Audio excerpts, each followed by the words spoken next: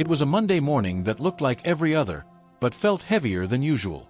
The alarm on my phone had already gone off 3 times, and instead of getting up energized, I rolled out of bed feeling the weight of unfinished tasks from the week before.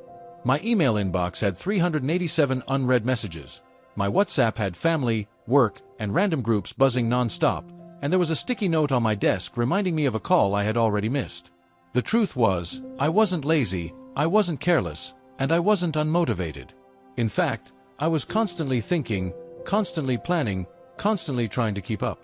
But that was the problem. My mind never stopped. It was like a machine that kept producing reminders, fears, ideas, and obligations without any off button. I had deadlines from work, promises I had made to friends, an unfinished project at home, bills to pay, books I wanted to read, and dozens of small things that kept screaming for my attention. And no matter how much I wrote lists, or set reminders, or told myself I would get things under control, everything just kept slipping through the cracks. I knew the feeling well, that nagging anxiety that follows you everywhere. It's the quiet guilt when you're watching Netflix because you know there's a report you should be working on. It's the shame of forgetting your colleague's birthday because you told yourself you'd buy a card but never wrote it down. It's the frustration of being halfway through one task and suddenly remembering 3 others, leaving everything half-finished. My life was becoming a patchwork of unfinished projects and half-kept promises, and it didn't just affect productivity, it was eating away at my confidence. I started to believe that maybe I wasn't organized enough, or disciplined enough, or simply not capable enough to manage everything modern life demands. And yet, I wasn't alone. If you pause and look around, you'll see it everywhere. People living in quiet chaos. Students with assignments piling up, parents juggling household and career, entrepreneurs trying to scale businesses while answering every email themselves, creators like me trying to stay consistent but drowning in ideas and half-written drafts. Everyone, it seems, is running on this treadmill of tasks, trying not to fall, but never quite feeling ahead. We live in a world where we carry our office in our pocket, where messages, notifications, and news updates fight for attention every second. Our brains, as powerful as they are, weren't designed to hold hundreds of open loops at once. And that's exactly what these tasks are, open loops. Loose threads that keep tugging at your mental energy until you either deal with them or they consume you. The breaking point came for me in the simplest of moments. I was sitting at a cafe, sipping coffee, supposedly working on an important proposal. But instead of focusing, I was thinking about whether I had locked the back door at home. Then I remembered a client call I hadn't scheduled. Then I thought about the movie tickets I needed to book for the weekend. Suddenly, I was scrolling through WhatsApp chats. 10 minutes later, I opened my email and felt my heart race looking at the number of unread messages. I snapped the laptop shut, rubbed my eyes, and thought, this is not working. This cannot be how life is supposed to feel. And that's when a friend mentioned something almost casually. Have you ever read Getting Things Done by David Allen? It's supposed to be the productivity Bible. I brushed it off at first. After all, I had read productivity blogs, downloaded apps, watched YouTube tutorials, even tried bullet journaling. Nothing ever stuck. But later that evening, curiosity got the better of me. I typed the title into Google and started reading summaries, reviews, and quotes. One phrase jumped out at me immediately: your mind is for having ideas, not holding them. It was such a simple sentence, but it hit me like a revelation.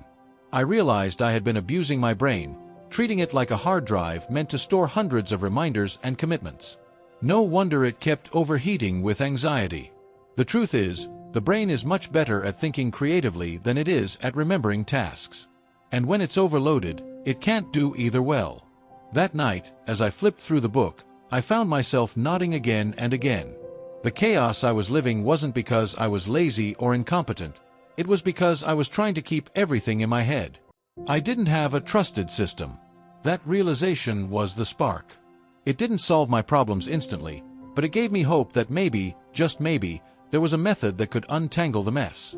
A method that could take all these open loops, emails, tasks, projects, dreams, and put them into order. A method that could give me back not just productivity, but peace of mind. And so, with some skepticism but also desperate hope, I decided to give David Allen's Getting Things Done system a real try. Little did I know, it would change not just the way I worked, but the way I thought about life itself. When I first read about the capture step in getting things done, I'll admit, I thought it was too simple to matter. David Allen said, if you want a clear mind, you must first collect absolutely everything that has your attention. Every task, every idea, every responsibility, every "I should do this someday" thought, it all needs to be pulled out of your head and put into a trusted place. At first, I thought, okay, so it's just writing a to-do list? I've tried that before. But what I didn't realize was how different this was. This wasn't just writing down a few reminders. It was about building a mental dump, a complete clearing of the brain, until it's as empty and still as a blank page. I decided to try it one Saturday morning. I sat at my desk with a notebook, and Alan's words echoed in my head, "Your head is for having ideas, not holding them." I opened the notebook, wrote "capture" at the top, and started listing everything that came to mind. At first, it was easy: finish client proposal, buy groceries, schedule doctor's appointment. Then the floodgates opened. Update website bio. Call cousin about wedding gift. Organize photos on hard drive. Renew car insurance. Learn how to use video editing software. Finish half-read book. Email teacher about speaking gig. Replace light bulb in kitchen. Clear clothes from chair. Backup files. Plan YouTube video ideas. Prepare slides for presentation. The list went on and on. 30 minutes later, I had written down nearly 70 things. 70. And here's the shocking part, I wasn't even done. I had just scratched the surface. Once you start pulling things from your brain, you realize how much clutter it's been carrying around quietly, like invisible baggage. My mind was like an attic stuffed with random boxes. I thought I was stressed because of a few deadlines, but the truth was I was carrying dozens, maybe hundreds, of tiny open loops in my head every day. No wonder I felt overwhelmed. Here's where the magic happened. The more I wrote, the lighter I felt. Every item I captured was like releasing a knot of tension. Pick up dry cleaning was no longer a buzzing thought in the background. It was now safely on paper. Research camera gear was no longer an energy drain. It was now in my capture bucket. For the first time in months, I felt like I wasn't forgetting anything, because everything was out of my head and sitting in front of me. It wasn't solved yet, but it was contained. David Allen suggests capturing everything into what he calls inboxes. An inbox could be your physical notebook, an app like Todoist or Notion, or even a simple voice recorder. The tool doesn't matter as much as the rule. When something enters your mind that demands attention, don't keep it there. Drop it immediately into your trusted system. The reason this works is psychological. When your brain knows there's a reliable place where tasks live, it relaxes. You no longer need to rehearse the same reminder 10 times a day. Think about it. How often do you keep thinking, "Don't forget to send that email," over and over again, wasting mental energy? Capturing breaks that loop. At first, I struggled. Old habits kicked in. I'd have a random thought while brushing my teeth, and my instinct was to just remember it. But memory is a terrible system. Within minutes, I'd be panicking because I knew I had thought of something important, but couldn't recall what it was. So I started keeping a small pocket notebook and my phone's notes app handy at all times. Anytime something popped up, whether it was buy a new charger or idea for blog post, I captured it. The relief was instant. My brain stopped nagging me because it trusted I wouldn't lose track. But here's the tricky part that David Allen warns about. Capturing is not just about tasks. It's also about ideas, dreams, and worries. For example, I wrote down, "Plan a trip to Japan someday." That wasn't urgent, but it was still an open loop my brain had been replaying for months. I also wrote, "Figure out health insurance renewal," which was more of a nagging worry than a task. GTD taught me that all of it counts. Anything that takes up space in your head, whether practical or abstract, needs to be captured. Only then can you process it later. The best metaphor I've found is this. Capturing is like emptying your pockets at the end of the day. Imagine walking around with your wallet, keys, coins, and scraps of paper stuffed into your jeans. It's uncomfortable. But when you dump it all onto the table, you suddenly see everything clearly. You know what belongs where. Capturing does that for your mind. Over the next week, I kept practicing capture. The list grew bigger than I expected. It was slightly terrifying at first, because I realized just how many things I had been ignoring. But surprisingly, instead of feeling heavier, I felt lighter. There was a strange peace in seeing the chaos mapped out. For once, the unknown was becoming visible. And here's the shift that blew my mind. I realized that productivity isn't about doing more, it's about feeling in control. The stress I felt wasn't from the number of tasks, but from the uncertainty of whether I'd forget something. By capturing, I began to feel a sense of control, even though the tasks themselves hadn't disappeared yet. I remember one night, lying in bed, when my brain tried to remind me of something. "Oh, don't forget to send that document tomorrow." Normally, that would start a spiral. But now, I reached for the notebook on my nightstand, wrote it down, and smiled. Done. My brain relaxed immediately. Sleep came easier. It felt like teaching a stubborn dog to finally sit down after years of barking. This, I realized, was step one of the GTD promise: building a mind like water. A state where your thoughts don't rush at you in panic, but flow calmly because they know they're being handled. And it all begins with the simple act of capture. The morning after I dumped everything into my notebook, I looked at the list and felt two conflicting emotions.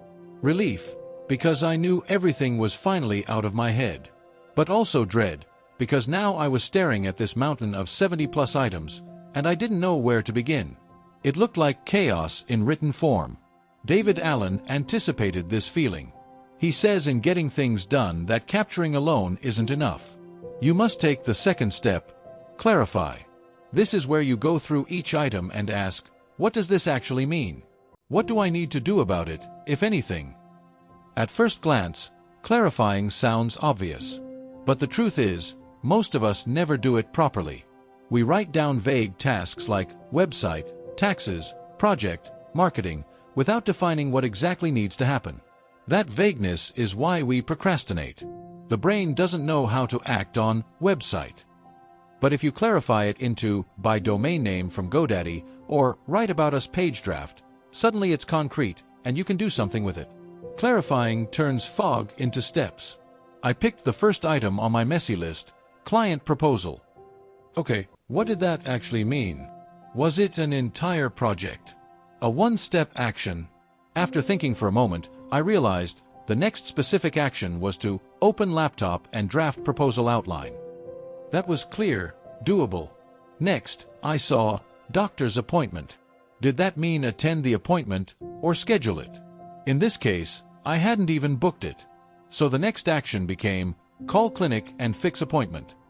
Again, clarity. Then I got to vague ones like website. Initially, my chest tightened. I had ignored my personal website for months. But clarifying forced me to break it down. Was I supposed to redesign it? Upload new content? After some thought, I realized the immediate next action was email designer about updating homepage banner. Suddenly, what once felt like a massive project was reduced to a single doable step. David Allen's golden rule here is this: if it takes less than 2 minutes, do it immediately. That blew my mind. For example, replace light bulb in kitchen was on my list. I could spend 5 seconds writing it, or I could literally walk to the kitchen, twist in a new bulb, and be done forever. 2-minute rule items are little wins that unclog your system. That day, I cleared at least 10 such tasks within half an hour: emails, quick texts, filing receipts. Each tiny action freed up more mental energy than I expected. But what about the bigger things? Clarifying helps there too. If something is more than one step, it's not a task, it's a project. And every project should have at least one clear next action defined. For example, planned trip to Japan was on my capture list. That wasn't a task, it was a project. The next action: research flight prices on Google Flights. Later, other actions would come: book tickets, reserve hotel, create itinerary. But the first step had to be crystal clear. There were also items that didn't require any action. Old college photos on hard drive. Did that mean I wanted to sort them, or was it just a thought? After clarifying, I realized it wasn't urgent. I marked it for someday/maybe, a GTD category for ideas worth revisiting later. Similarly, read book on Stoicism went into my next reads list. Family group WhatsApp didn't need any action at all. It was just noise my brain had captured. Those went into a reference or trash list. That was another revelation. Not everything you capture is something you must act on. Some are just reference materials, some are someday dreams, and some are plain junk. The act of clarifying separates signal from noise. It's like cleaning out a drawer. You sort what's useful, what goes into storage, and what belongs in the trash. Without clarification, everything feels equally urgent. With it, you can finally breathe. One moment stood out that day. On my list was health insurance renewal. Normally, this would nag at me endlessly because I wasn't sure what exactly needed to be done. But clarifying helped me ask, what's the next action here? I realized it wasn't renew insurance directly. The real next action was call agent to confirm renewal policy. That tiny reframe made it manageable. When I dialed the number and booked a call, I felt lighter immediately. The more I clarified, the more I realized how much stress comes from fuzzy thinking. Procrastination often isn't laziness, it's vagueness. If you write "start business" on a to-do list, your brain freezes, because that's not one action, that's 100. But if you write "register domain name" as the first action, suddenly it's doable. The act of clarifying breaks overwhelming goals into tiny, bite-sized steps your brain can handle. It took me nearly 3 hours to process the entire list. But by the end, I had transformed 70 scattered items into a structured set of actions and projects. Some were done immediately, thanks to the 2-minute rule. Some were scheduled. Some were parked for later. And some were thrown away. My brain, for the first time in ages, felt clean. And here's the thing, clarifying isn't a one-time event. Life keeps throwing new inputs at you, emails, ideas, tasks. The habit of clarifying ensures you don't let them pile up as vague burdens. Instead, you constantly ask, what is this? Is it actionable? If yes, what's the very next action? That question, repeated over and over, is like a magic spell against overwhelm. That night, I looked at my newly clarified action lists and felt a strange pride. It wasn't that I had finished everything. Far from it. But I finally knew what everything was. I knew what the next step for each open loop looked like. Instead of staring at chaos, I had a map. And having a map, even if the journey is long, changes everything. I began to understand what David Allen meant by a mind like water.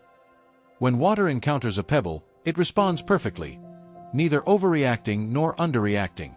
My brain was learning to do the same. By clarifying, I could finally respond to tasks appropriately, not emotionally. The storm of chaos was calming, one item at a time. By the time I finished clarifying my giant capture list, I felt like I had opened 100 puzzle pieces onto the table. Each piece was now sharper, more defined than before, but it was still a pile. This is where the third step of GTD comes in, organize. David Allen's philosophy is clear. Once you've clarified what everything means, you need to put it where it belongs. Not in your head, not scattered on sticky notes or random apps, but in a system you trust completely. Allen often says, if you don't put it in a trusted place, your brain will keep holding on to it. Organization in GTD doesn't mean making things look neat. It means building a structure where every type of task has a home. Think of it like building a filing cabinet for your life. Once something is in the right drawer, your brain stops worrying about it, because it knows exactly where to find it later. So I began creating my drawers. The first was next actions. These are tasks that can be done directly, without waiting for anything else. Call clinic to fix doctor's appointment. Send outline to client. Replace kitchen light bulb. These went into a simple running list, which I kept on my phone and in my notebook. The key rule was, the list should contain only real actions, not vague reminders. The second drawer was projects. Remember, anything that takes more than one step is a project. Plan trip to Japan, went here. Redesign website, went here. Launch new YouTube channel, went here. Each project had a note underneath with its next visible action. That way, projects didn't just sit as intimidating titles, they had forward momentum. The third drawer was waiting for. This was a game changer for me. So many times in life, I'd send an email and then stress because I didn't hear back. I'd lend a book to a friend and then forget who had it. GTD taught me, don't keep waiting in your head. Write it down. Waiting for designer to send homepage draft. Waiting for friend to return book. Waiting for client feedback. Suddenly, instead of nagging myself, I had a list I could review calmly. The fourth drawer was someday/maybe. This one felt almost magical. Life is full of ideas we don't want to forget, but also don't want to act on right now. Learn Spanish. Take guitar lessons. Write a novel. Before GTD, these were background anxieties. I felt guilty for not working on them. But once I put them into a someday/maybe list, the guilt disappeared. I wasn't ignoring them. I was parking them in a safe lot until the time was right. And of course, there was the calendar. But here's where Alan's approach is radical. He says, your calendar should only hold time-specific commitments. Not vague hopes like, work on blog.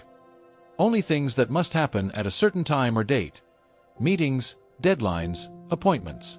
This was a revelation for me. I realized I had been abusing my calendar by stuffing it with aspirational to-dos that I kept moving forward endlessly. No wonder I felt like I was failing. When I cleaned my calendar and reserved it only for hard edges, calls, events, deadlines, it suddenly became reliable again. Once I set up these categories, the mess started to transform into order. My clarified list items flowed naturally into their homes. Immediate actions into the next actions list. Multi-step outcomes into projects. Delegated tasks into waiting for. Dreams into someday/maybe. Hard commitments into the calendar. The relief was enormous. I wasn't just staring at a giant, scary list anymore. I had a dashboard for my life. Every open loop had a destination. Nothing was floating in the void. What surprised me most was how much calmer my brain felt when I knew where something lived. For instance, instead of thinking, oh no, I need to remember to check if my designer replied, I could relax, because I knew it was on my waiting for list, which I'd review later. Instead of panicking about that novel I want to write someday, I could smile at it sitting safely in someday/maybe. Organization was becoming less about neatness and more about freedom. But here's the catch. Organizing only works if the system is trusted. That means I had to commit to keeping these lists up to date. Half-baked organization doesn't trick your brain. It knows if something is unreliable. The moment your brain suspects the system is incomplete, it'll go back to nagging you. So I made a promise. Every captured item would get clarified and organized. No exceptions. This step wasn't easy. My old habit was to scribble things on scraps of paper, dump them in drawers, and never see them again. But slowly, I learned to funnel everything into my GTD system. My phone became my capture tool, my notebook was my backup, and every evening I'd spend a few minutes organizing. It became like brushing my teeth, small, daily maintenance that kept mental cavities away. One night, as I looked at my lists neatly organized, I felt something I hadn't felt in months. Genuine peace. I wasn't caught in a storm anymore. I was holding the map, the compass, and the schedule. Sure, there was still a lot of work to do. But the difference was, now I trusted myself not to forget, not to drop the ball, not to drown in chaos. For the first time, I believed I could handle it all. And that, I realized, was the power of organizing in GTD. It doesn't magically shorten your to-do list, but it transforms the list from a beast into a machine you control. When I first set up my GTD system, capturing, clarifying, organizing, it felt like building a powerful new engine. But even the best engine will rust if you don't maintain it. That's why the fourth step in GTD is reflect. This step sounded boring at first. Why would I want to spend time reviewing lists instead of just doing them? But very quickly I realized that without reflection, the system collapses. David Allen recommends a weekly review, and I can tell you, this is where the magic really solidifies. Once a week, you sit down and sweep through your entire system. You empty any remaining inboxes, physical or digital. You clarify and organize any loose ends. You look at your next actions, your projects, your waiting for, your someday/maybe, and your calendar. You update what's outdated. You clean what's stale. You remind yourself what's important. The first time I tried a weekly review, it was almost shocking. I realized how quickly things had already slipped out of view. A client email I thought I'd answered. Nope, still waiting. A project I thought was moving, stuck, because I hadn't defined the next step. A someday/maybe idea that suddenly felt like something I was ready to start. The review was like shining a flashlight into every corner of my life. Suddenly, there were no shadows where guilt or worry could hide. And the feeling after? Incredible. Like walking out of a messy room into fresh air. The weekly review became my reset button. Instead of drifting into overwhelm, I got to pause, zoom out, and realign. It was like asking myself every week, am I still steering this ship, or am I drifting with the waves? But reflection alone doesn't get work done. That brings us to the final step of GTD, engage. This is the part that everyone thinks productivity is about, actually doing things. But here's the genius of GTD. By the time you get to engage, you already know exactly what needs to be done, and when. The decision-making has already been taken care of in the earlier steps. In the past, I used to waste so much time staring at my to-do list, paralyzed by choice. Should I write the report, reply to emails, work on the website, or brainstorm the new idea? Each option screamed for attention. But with GTD, my lists were organized by context, priority, and time. For example, if I had 10 minutes before a meeting, I could pull up my phone calls list and knock out quick calls. If I had deep focus time at my desk, I could dive into a writing action. If I was tired but had energy for errands, I could look at the out and about list. The system told me what to do, instead of me agonizing over it. One evening stands out in my memory. I had an overwhelming week ahead, deadlines, personal commitments, and new opportunities. Normally, I would have panicked. But now, I sat down with my system. I looked at my calendar to see fixed appointments. I checked my next actions by context. I reviewed my projects.